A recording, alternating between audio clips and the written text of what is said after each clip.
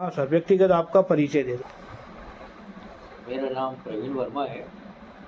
मेरे पिताजी का नाम प्रकाश वर्मा है और मेरे पिताजी ने मुंबई में रहकर पंडित सुंदर प्रसाद जी से शिक्षा ग्रहण की और सन 1955 में आके उदयपुर में आकर मीरा कला मंदिर की स्थापना की।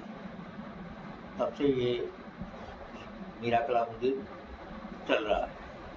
डायरेक्टर साहब श्रीमान प्रकाश जी वर्मा रहे। जी, सर मुझे बताएंगे क्या डायरेक्टर साहब ने इस संस्था को चलाई जिसमें कितने अपने दमामी समाज के लोगों को रोजगार दिया? शुरू में इस संस्था के अंदर हमारे समाज के ही कई लोग इसके अंदर कार्यरत थे और इन्हीं के द्वारा ये संस्था चली है और काफ़ी इनका सहयोग रहा, समाज को भी सहयोग मिला और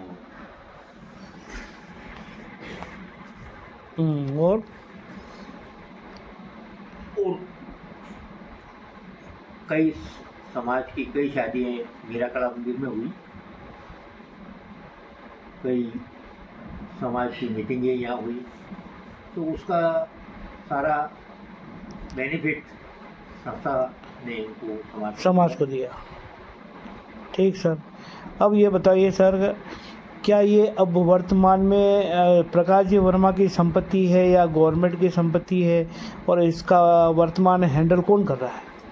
ये संस्था एक सार्वजनिक संस्था है। अभी 2014 के अंदर नगर पालिका ने इसको हैंड ओवर कर लिया। अभी नगर पालिका के हाथ में है ये और पिताजी का देहांत होने के बाद में हमने इस ओर ज़्यादा ध्यान दिया नहीं। यानी कि वर्तमान में प्रति परिवार का कोई हस्तक्षेप नहीं। ठीक सर, अब मैं 3 बार इस मीरा कला मंदिर को पिताजी की पुण्यतिथि, संस्था का स्थापना दिवस, इस तरह से नगर पालिका हमारे को ये मीरा कला मंदिर दे देता है और हम उसका में वहाँ हम कार्यक्रम करते हैं। तो सर ये कार्यक्रम सार्वजनिक लोगों के होते हैं या समाज विशेष के होते हैं? नहीं, सार्वजनिक होते हैं। सार्वजनिक लोग। ठीक है सर। सर मुझे ये बताइए, आपके मम्मी का नाम और उनकी गोत्र क्या थी और वो आपका ननियाल कहाँ है? मेरा ननियाल है नावघाट पर जी, और मेरी माता का नाम था नर्मदा देवी जी, और वो हासल परिवार थी। अच्छा, हासल परिवार जी। और आप उस परिवार में कोई अब है क्या?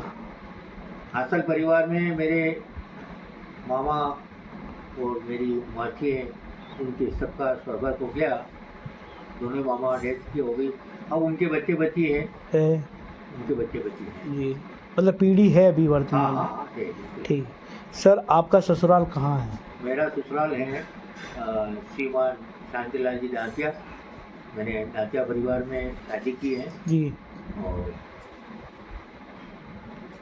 पोस्ट ऑफिस में उन्होंने सर्विस की है जी, पोस्ट एंड टेलीग्राफ ऑफिस में, और काफ़ी अच्छा हिसाब किताब था जी।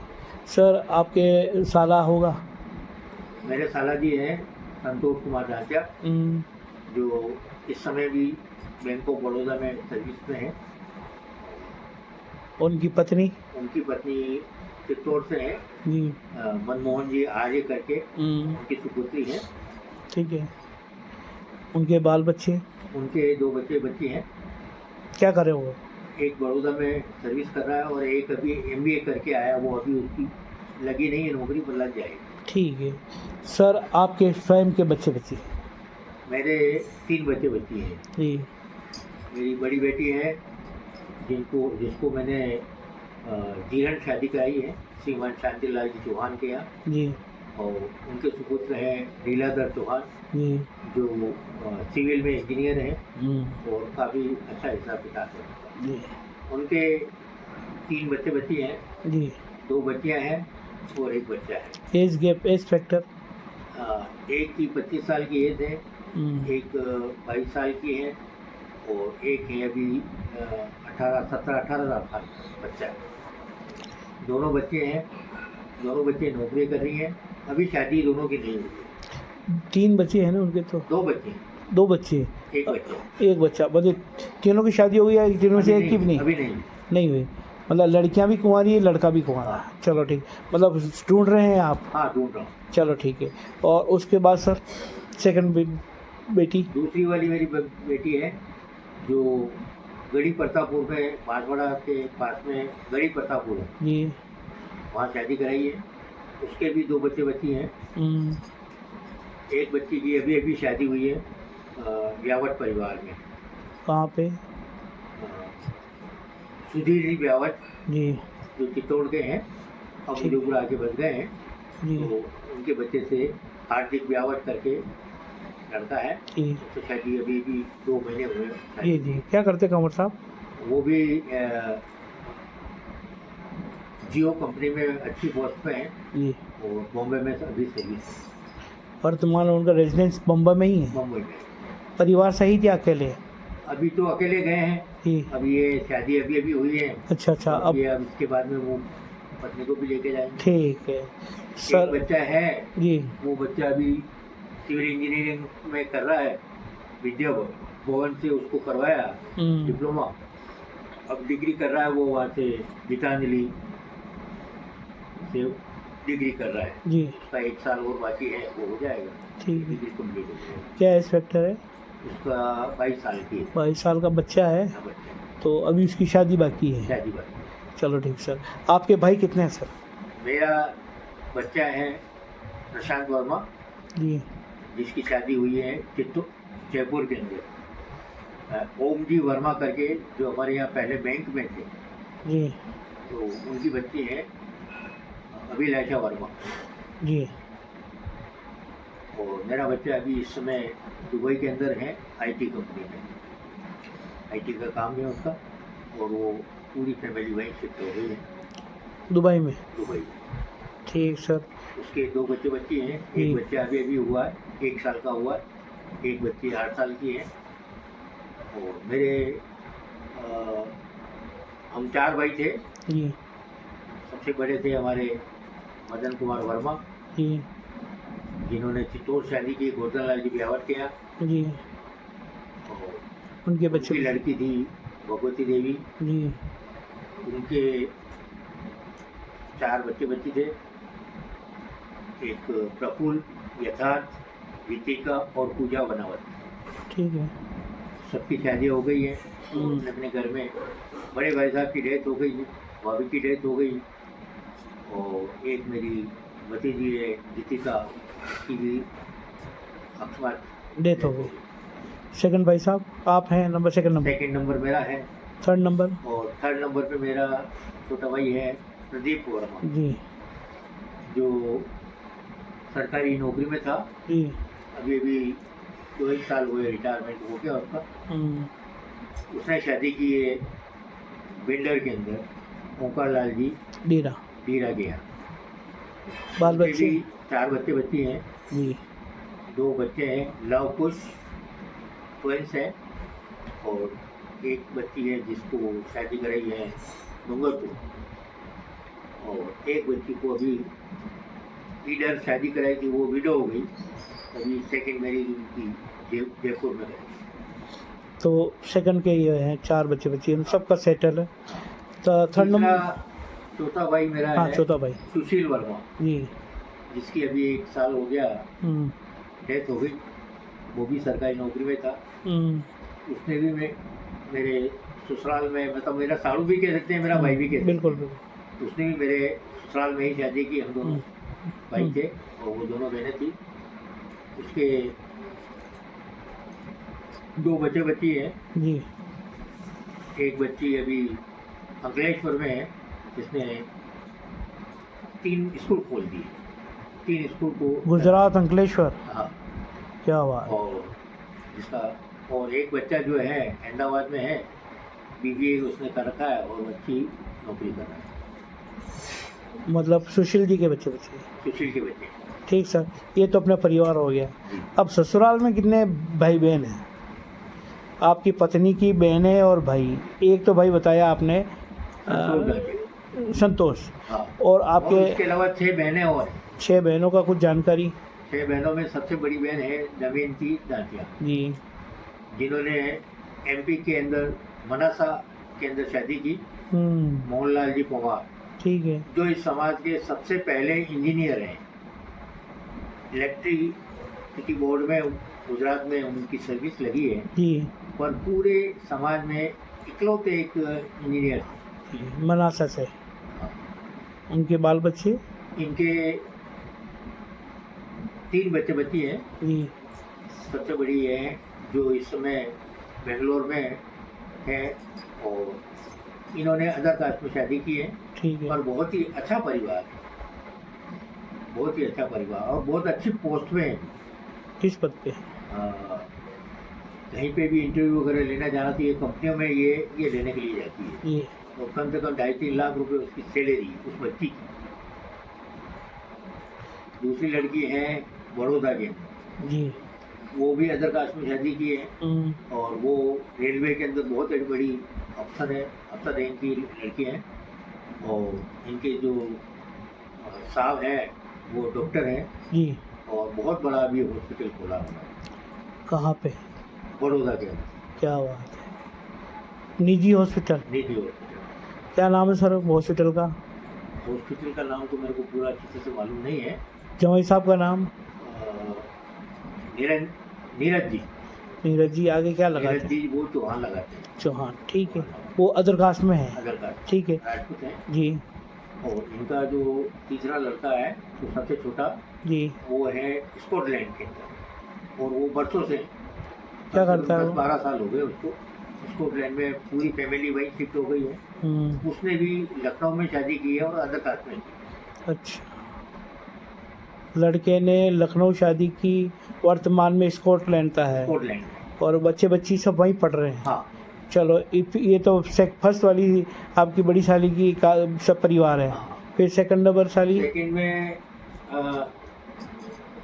लाजवंती देवी जी, जिन्होंने कचरमल जी के यहाँ शादी की है। जी लाडू परिवार से है वो। जी। और इनके साहब का नाम है यशवंत वर्मा। यशवंत वर्मा, ठीक है। इनके भी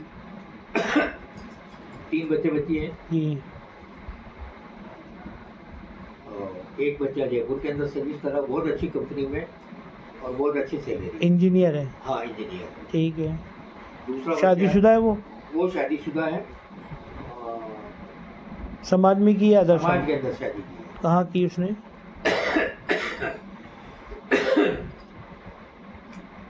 पूरा ध्यान में आ नहीं रहा है। चलो कोई बात नहीं। उसके बाद एक दूसरा वाला जो बेटा है मनीष जी, उसने भी यहाँ जयपुर में शादी की है।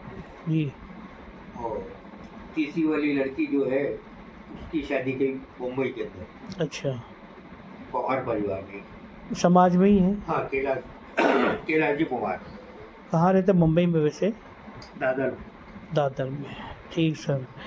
अब थर्ड वाले आपका हस्बैंड? थर्ड वाला मेरी पत्नी है जी। फोर्थ पे मैं अनुराधा करके है, जी। अनुराधा वर्मा, जो मेरे छोटे भाई की मिसेज थी। वो भी साल भर पहले ही विडो भी है। अच्छा, उनके बाल बच्चे? वो बताया मैंने, एक बच्ची जो अंकलेश्वर में है जिसने 3 स्कूल खोल दिए। ये सुशील जी की, वो हाँ। सॉरी प्रवीण जी की पत्नी की कह रहे हो? सुशील जी की पत्नी। अच्छा अच्छा अच्छा।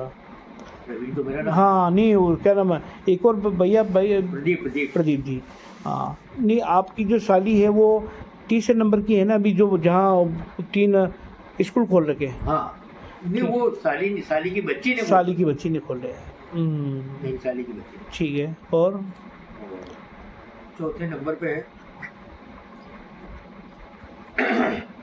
अनीता नात्या करके हैं जी। वो जो थोड़े पाँव से विकलांग है। अच्छा। उनकी भी तो अदर कास्ट में शादी की है। वो बैंक, और वो भी विकलांग है, और सब भी विकलांग है, परंतु बैंक मैनेजर। वाह भाई, अच्छी बात। इतनी नीचे वाला भाग नहीं है। कहाँ करी सर शादी? यही है, उदयपुर में?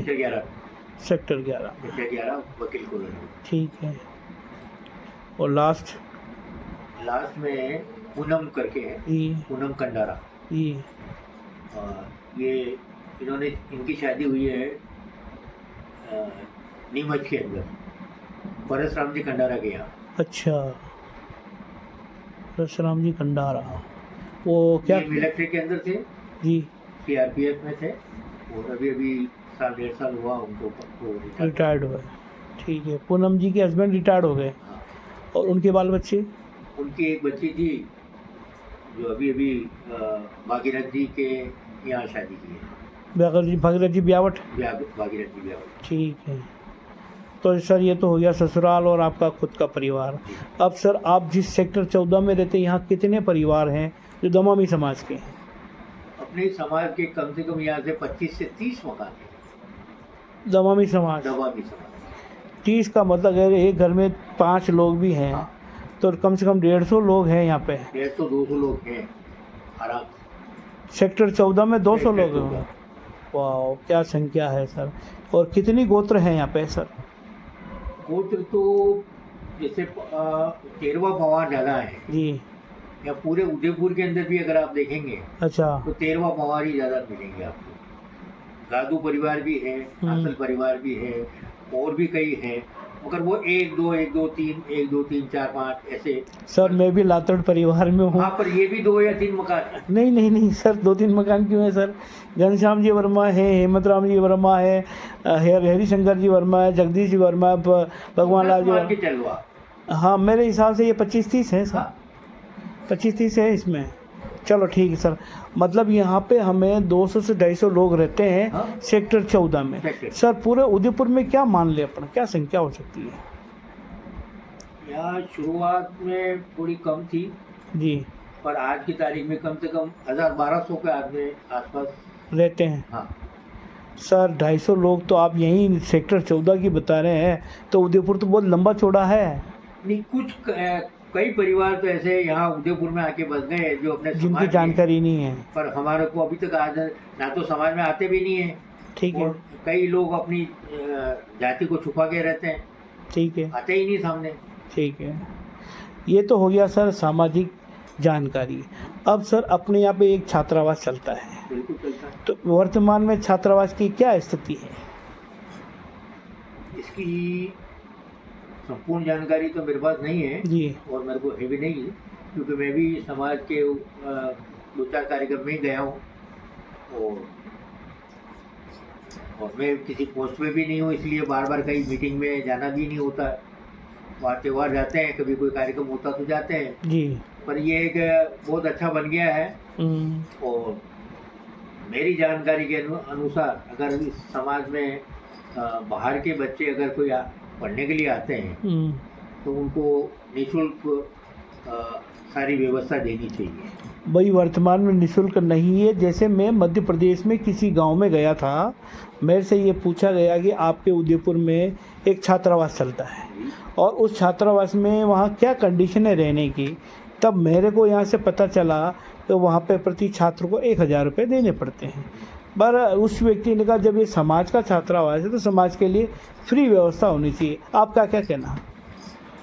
देखिए, मैं जहाँ तक सोचता हूँ तो फ्री की बस व्यवस्था का मतलब ये है कि अभी तक तो उसके ऊपर वहाँ पे किसी चौकीदार को भी नहीं रख रखा। ठीक है। लाइट का पैसा भी आएगा ही आएगा। साफ सफाई का अगर करवाते हैं तो वो भी, अगर किसी को रखते हैं तो उसको भी पैसा देना पड़ेगा। अगर 8-10 बच्चे रहते हैं तो फिर भी ठीक रहता है। अब एक बच्चे के लिए उस वहाँ में चौकीदार भी रखना पड़ेगा, साफ सफाई वाला भी रखना पड़ेगा, लाइट का पैसा भी देना पड़ेगा। आज भी समाज दे तो रही है, लाइट जलाओ या ना जलाओ मगर उसका पैसा तो देना पड़ेगा। तो एक नॉमिनल चार्जेस जो समाज का वो बच्चा अगर रहता है तो वो नॉमिनल चार्जेस, जैसे 1000 रुपया हम किसी बाहर कहीं किराया लेते तो 500 दे, 200 दे, तो बच्चे को भी लगना चाहिए कि हाँ मैं यहाँ किराया दे रहा हूँ। सर समाज का धर्म ये छात्रावास है, तो मेरा ये मानना, लोगों का बाहर वालों का भी ये मानना है क्योंकि वो गरीब था और इसलिए छात्रावास में रह रहा है। अब अगर उस व्यक्ति के ऊपर आर्थिक बोझ यदि रहने का और खाने का सब पड़ता है तो समाज का छात्रावास होने का फ़ायदा क्या है? मेरा मतलब ये है कि अगर गांव का व्यक्ति, जी, पहली बात ये एक गांव में भी हर तरीके की एजुकेशन मिल रही है। जी गांव में भी कई कॉलेजेस बन गए हैं, गांव में बैठ के पढ़ सकता है। जी मगर जो हायर एजुकेशन के लिए आता है, जी इसका मतलब है कि वो उस बच्चे ने इतना पढ़ लिया है और अब उसको आगे की पढ़ाई के लिए यहाँ रहना है। अगर यहाँ रहेगा तो बाहर किराया लेगा तो कम से कम 8-10 हज़ार रुपया उसको लगेगा। जी तो 8-10 हज़ार रुपये की बनिस्बत अगर वो 1,000 रुपया भी समाज को देता है, भाई 10 हज़ार लग रहे हैं जहाँ 1,000 रुपये में काम हो रहा है, तो उसको कोई दिक्कत नहीं होगी। सर उन लोगों का ये कहना है कि जब सरकार आपको सुविधा दे रही, रहने का, खाने का, सब फ्री के अलावा आपको छात्रावास मतलब आपकी वो फीस भी बनी, जैसे स्कॉलरशिप, ठीक है, तो हम यहाँ स्कॉलरशिप नहीं मांग रहे हैं, पर उनका ये मानना है जब सरकार ये सुविधा दे रही तो समाज को तो और ज़्यादा देना चाहिए। सरकार दे रही है मगर यहाँ कोई सरकारी पैसा तो यहाँ आता नहीं है, समाज का पैसा, समाज का पैसा है। बिल्कुल, तो समाज इतना कर सकता है। जैसे मैं बताऊँ सर, एक बच्चा है हमारा शाहपुरा से, नवोदय में सारी ज़िंदगी उसने शिक्षा में ली, और जब कॉलेज में गया वो इंजीनियरिंग लखनऊ वहाँ पे कानपुर, तो वहाँ पे भी वो फ्री रहा, खाने की व्यवस्था, रहने की व्यवस्था सब फ्री रही। अब अगर अपने यहाँ पे छात्रावास है तो समाज का क्या दायित्व बनता है? उसके लिए प्रॉपर चैनल, वो बच्चा आए, जी एप्लीकेशन दे, जी। समाज के 4 लोगों से मिले, अध्यक्ष से मिले, सेक्रेटरी से मिले और कुछ समाज के लोगों से भी मिले। जी भाई बाहर से आ रहा है तो कोई ना कोई तो परिचित होगा यहाँ, उसको क्या मालूम कि उदयपुर में छात्रावास चल रहा है, जी, तो उसको प्रॉपर चैनल जाए, अगर बात करेंगे तो उसका समाधान निकल सकता है। नहीं, पर ऐसी व्यवस्था होनी चाहिए या नहीं? पर नहीं होनी जी। चाहिए, पर वो प्रॉपर चैनल से आएगा तो अगर ऐसी व्यवस्था होगी, या फिर कभी कोई ऐसी मीटिंग हो उसमें ऐसे लोगों के सुझाव आए। भाई वहाँ अगर 10 बच्चे रह रहे तो उनके खाने की व्यवस्था, तो वहाँ एक व्यवस्था के हिसाब से भी किसी व्यक्ति को प्रॉपर हमें रखना पड़ेगा। कोई चौकीदार भी रखना पड़ेगा, कोई खाना बनाने वाला भी रखना पड़ेगा, वो बच्चे खाना बनाएंगे या वो पढ़ाई करेंगे। बिल्कुल सही है ना? तो उसके लिए ऊपर एक चैनल हो, समाज में जब कभी मीटिंग हो तो इस तरीके के सुझाव आए और वो समाज के लोग उसके ऊपर विचार करें। मेरे को सर कि कई लोगों ने ये कहा है, जैसे हम पारंपरिक काम करते हैं और हमें साल की कम से कम 20 से 30 बोरी गेहूँ भी मिलती है और मक्की भी मिलती है।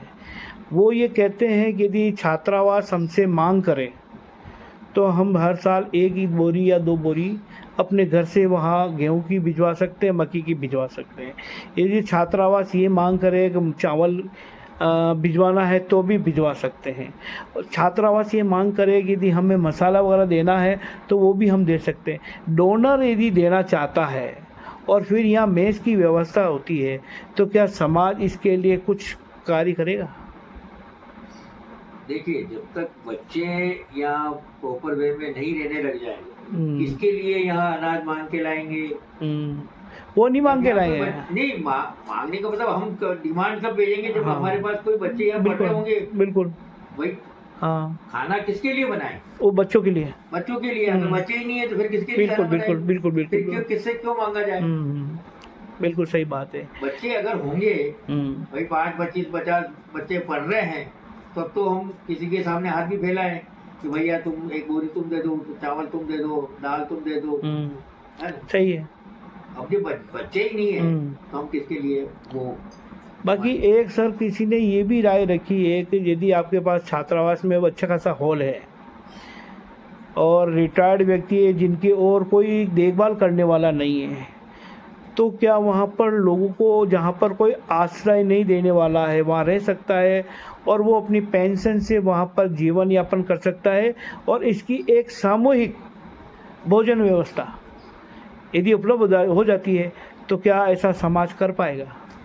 इसके लिए जब भी समाज की कोई मीटिंग होती है जी, तो ऐसे 5-7 व्यक्ति जो इस तरीके से चाहता है कि भाई ऐसी व्यवस्था हो, छात्रावास के लिए है, जैसे पेंशनर्स के लिए, हाँ पेंशनर के लिए, या समाज में कोई वृद्ध व्यक्ति हैं जिनके कोई सहारा नहीं है, जी हाँ, तो उस मीटिंग के अंदर वो आके अपना प्रस्ताव रखें और उस समय उस जो भी कार्यकारिणी निर्णय ले वो उसको मान्य करें। नहीं, ये प्रस्ताव मीटिंग रखेगी या समाज के लोग रखेंगे? वही समाज मीटिंग किसकी होती है? समाज की होती है। नहीं, जैसे कार्यकारिणी होती है ना सर, वो भी प्रस्ताव ले सकती है। हाँ हाँ ले सकते। तो वो कार्यकारिणी के अंदर समाज के लोग कुछ जो ऐसा जाए तब तो मालूम पड़ेगा कि भाई हाँ ऐसा भी अपने को व्यवस्था करनी है। तो एक सवाल ये है, तो जैसे साल या 6 महीने में कोई ऐसा अधिवेशन कार्यकारिणी वर्सेस समाज के बुद्धिजीवी लोग बैठ के कोई ऐसी चर्चा करते कि हमें समाज की इस तरह छात्रावास में कुछ बदलाव, कुछ नियम, कुछ सुविधाएं, इसके संबंध में चर्चा कुछ होती है?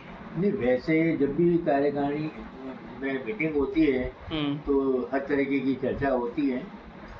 परंतु होता यही है कि वो कार्यकारिणी के जो गिने चुने जो लोग होते हैं वही इस कार्यकारिणी में मीटिंग में भाग लेते हैं। सामूहिक तो जब कभी समाज का कोई व्यक्ति मर जाता है या वहाँ जाते हैं तो वो समाज के लोग सारे लोग वहाँ होते हैं और वो जैसे हमारे यहाँ एक वो रीति रिवाज है ये समाज के लोग ही जिस घर में डेथ होती है वो पगड़ी समाज के हिसाब से पहनाते हैं। ठीक है। वहाँ सारे लोग ये मिलते हैं, समाज के लोग भी आते हैं और वहाँ उनका उद्बोधन भी होता है। और वहाँ अगर किसी को कोई प्रॉब्लम होती है तो वो उनके सामने कहते भी हैं। एक ये सर हमारे बाहर से आक्षेप आता है कि यहाँ एक रूपता इस 12 दिनों के संबंध में नहीं है। एक रूपता इन द सेंस 2 दिन, 6 दिन, 10 दिन, 12 दिन या 11 दिन, कोई एक रूपता नहीं है। नहीं, ये तो परंपरा है कि मैं भी 70 साल की मेरी एज हो गई है जी, और बरसों से देखता आ रहा हूँ 12 दिन होते हैं, वो 12 दिन ही होते हैं। ठीक है। 13वें दिन बहन बेटियाँ करवाती हैं जी, बाकी 12 दिन पूरे करते हैं। परंतु कभी कभी घटनाएं दुर्घटनाएं ऐसे हो जाती है जैसे बहुत गरीब परिवार है वो 12 दिन तक का कोई इतना व्यय नहीं कर पाता है जी, तो 5 दिन में ही निपटा देता है। समाज के कुछ लोग आगे कहते भैया 5 दिन में कर डालो, वो 5 दिन में भी हो जाता है। और कई बार ऐसा भी होता है कि आगे कहीं त्योहार आ रहा है तो भाई दूसरे लोगों को कोई प्रॉब्लम नहीं हो, रिश्तेदारों को, तो उसमें भी थोड़ा जल्दी कर दे, कभी 7 दिन में हो जाता है, कभी 9 दिन में हो जाता है। ठीक है, ऐसा होता है। सर एक अभी कार्यक्रम हुआ था भिलवाड़ा में, तो सामूहिक श्रद्धांजलि। 1 साल के अंदर जितने भी लोगों का मृत्यु हुई है उन सबकी एक दिन सामूहिक रूप से श्रद्धांजलि और अच्छा सा कार्यक्रम और समाज का इकट्ठा होना और उसको निभाना, क्या ऐसी कोई व्यवस्था हमारे उदयपुर समाज में हो सकती है? एक सामूहिक श्रद्धांजलि जिसके अंदर जितने भी लोग मरे हैं इस उदयपुर शहर में उन सब की एक साथ एक श्रद्धांजलि कार्यक्रम। नहीं, ऐसा तो उदयपुर में पहले कभी हुआ नहीं है। जिसके घर पे होती है तीसरे दिन या दूसरे चौथे दिन या एक श्रद्धांजलि कार्यक्रम रखते हैं, बाहर के लोग भी आते हैं, समाज के लोग भी आते हैं, वो श्रद्धांजलि कार्यक्रम हो जाता है। नहीं सर, मैं सामूहिक श्रद्धांजलि कार्यक्रम यहाँ नहीं हुआ। तो क्या कर सकते हैं? कोई बैठ के निर्णय ले भाई अब आज की तारीख में जो भी पावर है समाज के वो कार्यकारिणी के पास में, और कार्यकारिणी के पास में समाज के लोग जाए भाई यार ऐसा भी करो तो वो अगर तय हो जाता है तो होना चाहिए। क्या आप समाज की कार्यकारिणी को ये राय देंगे कि सामूहिक श्रद्धांजलि 1 वर्ष में एक बार होनी चाहिए? बिल्कुल होनी चाहिए। ऐसा करते हैं बढ़िया बात है।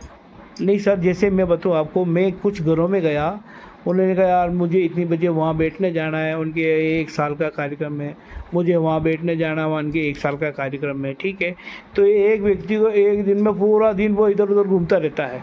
यदि 1 दिन की कार्यक्रम की व्यवस्था किसी अपने समाज के धर्मशाला में या फिर छात्रावास में होती है और सबकी इकट्ठी श्रद्धांजलि कार्यक्रम होता है तो हम सबसे थोड़ा डोनेशन प्राप्त करके एक अच्छा सा कार्यक्रम उस दिन रख सकते हैं। क्या ऐसा संभव है? बात करेंगे कार्यकारिणी से इस विषय में। कभी एक सामूहिक श्रद्धांजलि का कार्यक्रम बिल्कुल होना चाहिए। हाँ। ठीक है सर। अब सर मैं आपसे एक बात करूँगा, जैसे आप संगीत से जुड़े हुए हैं? मैं बिल्कुल संगीत से जुड़े सहमत ही रहा हूँ। ठीक है सर। तो ये बता दीजिए सर, जैसे हमारे चैनल एक डिमांड कर रहा है कि middle school, secondary school, senior secondary school, college, विश्वविद्यालय और मॉडल स्कूल और महात्मा गांधी विद्यालय, राजस्थान सरकार ने पहले जितने भी पोस्टें थी वो तो ख़त्म कर ही दी, अब वो क्रिएट नहीं कर रहे हैं। इससे हमारा समाज को काफ़ी नुकसान हो रहा है जो संगीत से जुड़े हुए लोग हैं। लेकिन जब सारे विषय चल रहे हैं तो हमारी प्रार्थना, एक अच्छी सुसज्जित प्रार्थना तब होगी जब एक संगीत का अध्यापक उसको वो करेगा, मतलब प्रोसीडिंग करेगा या फिर उसकी उपस्थिति देगा, तो अच्छी प्रार्थना होगी। फिर उसके बाद जब सर टूर्नामेंट होते हैं तो उद्घाटन हुआ या समापन हुआ, एक संगीत टीचर की ज़रूरत पड़ती है। आज 15 अगस्त हुआ, 26 जनवरी, संगीत टीचर की ज़रूरत पड़ती है। आजकल सरकार ने वार्षिक उत्सव मनाने के लिए भी पाबंद कर रखा है, तो उस भी संगीत टीचर पड़ती है। ठीक है, तो क्या सर सरकार को नहीं सोचना चाहिए कि हमें एक परमानेंटली संगीत टीचर हर विद्यालय में देवे? इस विषय में मैं, क्योंकि मैं स्वयं एक संगीत टीचर रहा हूँ जी, और शुरू से मेरे दिमाग में था हर शुभ काम के अंदर जी, चाहे मरण हो, परण हो, शादी ब्याह, मरण हो, जो भी है, संगीत की वहाँ आवश्यकता होती है। बिल्कुल होती है। तो मैं उदयपुर के अंदर रहा हूँ,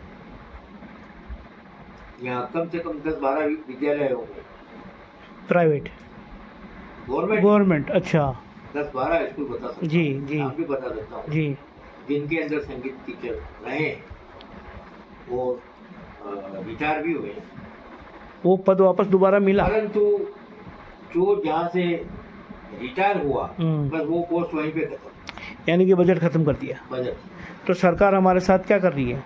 गलत करेगी, गलत करी। हमारे समाज को इस संबंध में क्या करना चाहिए? आगे बढ़ना चाहिए, पत्र व्यवहार करना चाहिए, पत्र व्यवहार करना चाहिए। मेरा सबसे पहला पोस्टिंग हुआ रेजिडेंसी में जी, वहाँ उस समय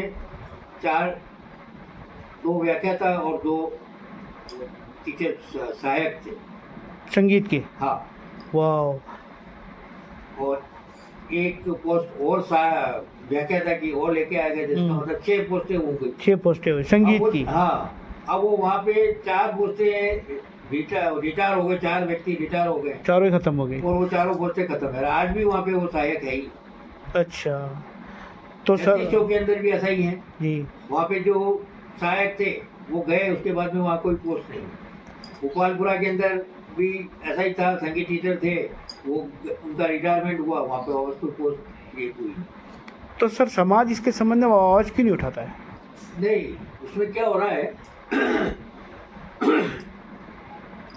कई जगह ऐसा भी है कि वहाँ के जो लोग बाबू लोग हैं जी, या वहाँ के जो प्रिंसिपल है, जी सरकार ने 3rd ग्रेड की जैसे 10 पोस्टें दे रखी है, जी, उसमें संगीत टीचर भी है, जी, संगीत टीचर की कोई एक अलग पोस्ट नहीं दे रखी। अच्छा, पर होनी चाहिए अलग पोस्ट। मेरी बात तो सुनो जी, 10 पोस्टें दे रखी है, अब वो 10 में से एक संगीत टीचर की भी है, उसी में है। अब वो रिटायर हो गया, तो वो रिटायर होने के बाद में वो जो 10 पोस्टें हैं वो तो है ही है।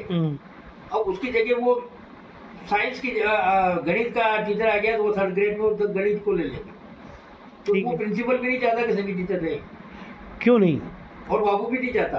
क्या मतलब, एक उनका भाई पढ़ाई आजकल वो मस्त होगी ना। पहले सभी विद्यालय में कला शिक्षा था जी, एक सब्जेक्ट था जी, चित्रकला हाँ, और कला शिक्षा, ये 2 सब्जेक्ट, दोनों में से एक तो लेना ही लेना था, बिल्कुल।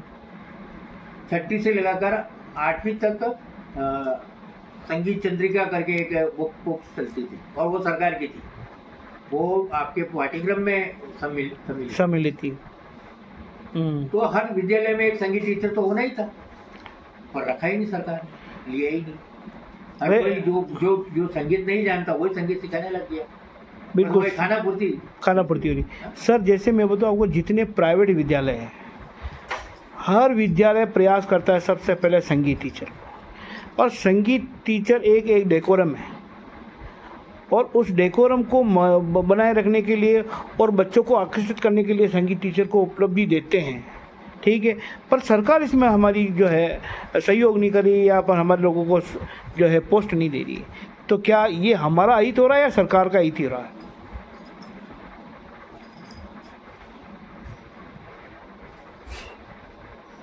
कई संस्थाएं निजुक की परीक्षाएं करवाती हैं, डिप्लोमा भी लेते हैं, डिग्री भी लेते हैं, है? और कई कॉलेजों में BA MA करके बच्चे संगीत में भी आगे बढ़ते हैं, परंतु उनके लिए नौकरियां कहाँ हैं? तो हाँ, गलती किसकी है?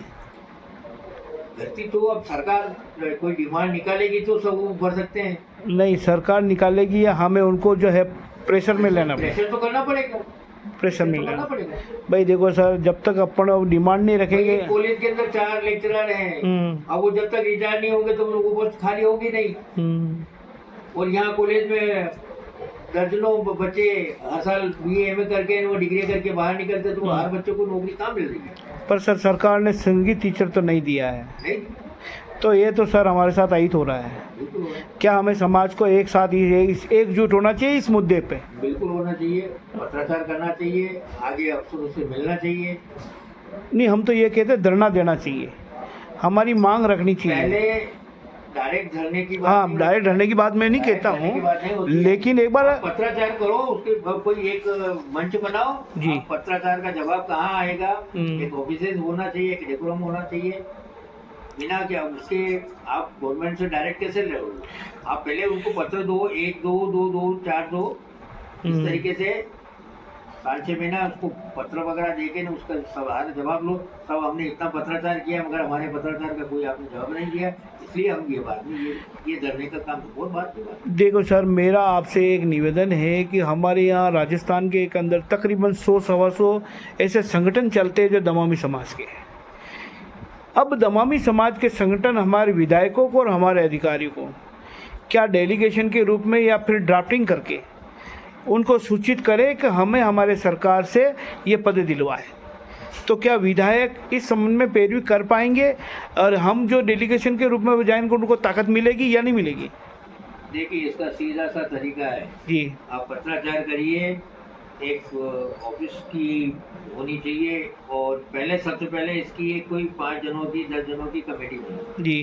कमेटी बनाने के बाद उसको गवर्नमेंट को पत्र दीजिए। पत्र देने के बाद में भी अगर कोई जवाब नहीं आता तो अखबार में दीजिए, ठीक है। फिर विधायक के थ्रू आप आगे जाइए। ये एक सिटी बाय सिटी काम होता है जी। पर इसमें संगठनों को चर्चा होनी चाहिए कि नहीं होनी चाहिए? बिल्कुल होनी चाहिए, उसमें पैरवी करनी चाहिए नहीं करनी चाहिए? तो क्या संगठन को एक बार इसके नाम पे से इकट्ठा हो जाए? बिल्कुल। भाई हमें संगीत का टीचर चाहिए, हमें सरकारी सेवा चाहिए। आज सर एक अध्यापक जब नौकरी लगता है तो तकरीबन 60,000 तो मिलते हैं उसको, और जब घर पे आता है 1 करोड़ लेके आता है, और जब तक वो जिंदा रहता है उसको जो है पेंशन मिलती है। पर इन सब सुविधाओं से हमारा समाज बिल्कुल नुकसान उठा रहा है। नहीं, ऐसा नहीं है, ऐसा नहीं है। जिसको जो पढ़े लिखे लोग हैं वो तो इन सब सारी बातों से अवगत है, ऐसी बात नहीं है कि सभी लोग वैसे नहीं है। संगीत टीचर का मतलब ये है कि आखिर उन्होंने डिग्री की है, पढ़ाई की है, तो वो अपने अपने हिसाब से फील्ड में आगे निकल जाते हैं, ऐसी बात नहीं है। फिल्मी जगत में भी चले जाते हैं कई लोग अपना खुद का अलग हिसाब किताब अलग बैंड बना लेते हैं। मतलब ये एक ऐसी बात नहीं है कि वो लोग अपने घर पे बैठे। नहीं सर, मेरे कहने का मतलब ये है, जैसे किसी भी व्यक्ति के ऊपर सरकार का यदि बर्दाश्त हो तो वो जल्दी आगे बढ़ेगा और उसके साथ समाज भी आगे बढ़ेगा। पर उसके लिए सीढ़ी बाई सीढ़ी चलना पड़ेगा। हाँ, सीढ़ी बाई सीढ़ी चलना पड़ेगा ना, पर हम शुरुआत तो करेंगे नहीं करें? करनी चाहिए, करनी चाहिए। बिल्कुल। अच्छा सर, एक और जानकारी मैं चाहूँगा आपसे, एक 3rd ग्रेड अध्यापक, 2nd ग्रेड अध्यापक और 1st ग्रेड अध्यापक के लिए क्या क्या नॉर्म्स है जो ये डिग्री करने के बाद उसको ये हासिल हो सकता है संगीत के? देखिए, अखिल भारतीय गंधर्व महाविद्यालय जी, नीरज महाराष्ट्र से एक परीक्षा होती है और मेरा छोटा भाई है वो ये सारा सेंटर चलाता है जी। उसके यहाँ प्रारंभिक से लगाकर अलंकार तक की परीक्षाएं होती है। साल में एक ही परीक्षा होती है और वो भी नवंबर दिसंबर में, और जुलाई के अंदर इसके फॉर्म भराए जाते हैं जी। अगर विशारद पास कर लेता है तो डायरेक्ट आपके सेकंड ग्रेड के लिए अप्लाई कर सकता है। हाँ जी। और एक शिक्षा विभाग की परीक्षा चलती है जी। संगीत प्रभाकर और भूषण, जी। और प्रभाकर जी।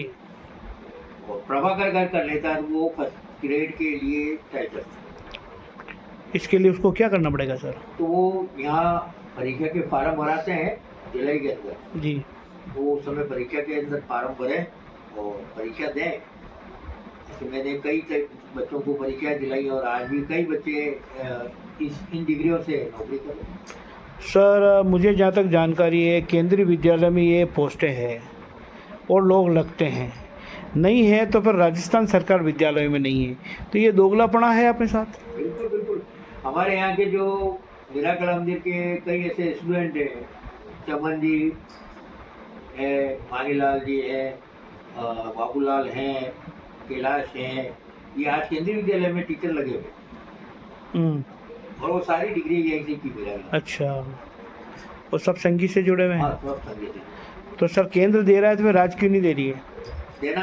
देना चाहिए, पर समाज को हम आगाह करें भी ये लाभ लो आप।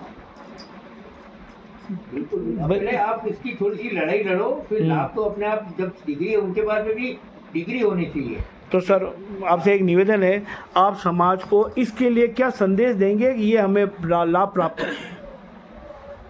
देखिए, संगीत की डिग्री के साथ में एजुकेशन की डिग्री भी चाहिए जी। उसमें भी थर्ड ग्रेड में टीचर में भी चाहिए तो कम से कम 10वीं पास तो चाहिए, और 10वीं पास के बाद में अगर भूषण पास कर लिया संगीत भूषण की परीक्षाएं होती है बीकानेर से, ठीक है, जो विद्यापीठ अभी कंडक्ट करा। पहले मीरा कला मंदिर गया था, पर आजकल मीरा कला मंदिर वो नगर पालिका में चला गया, तो अब हम आप परीक्षा करवाते नहीं संगीत प्रभाकर की और भूषण की। तो विद्यापीठ में भूषण की परीक्षाएं होती है और वो थोड़ा इजी वे में हो भी जाता है जी। अगर वो 10वीं पास है और संगीत भूषण कर रखा है तो उसको थर्ड ग्रेड की टीचर की नौकरी मिल जाएगी। ठीक है। आज भी विद्यापीठ में अपने समाज के 1-2 टीचर हैं,